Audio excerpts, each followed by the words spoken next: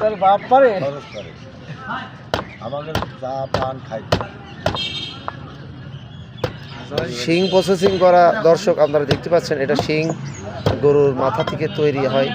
আপনারা জানেন বড় বড় ষাঁড় গরুর শিং কীভাবে বার করতে হয়। ওরে বাবা রে, ভাই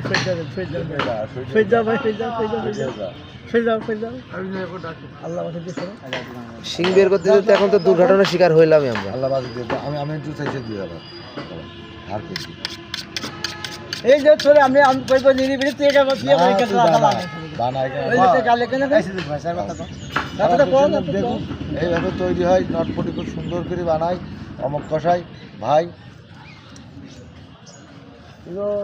ভালো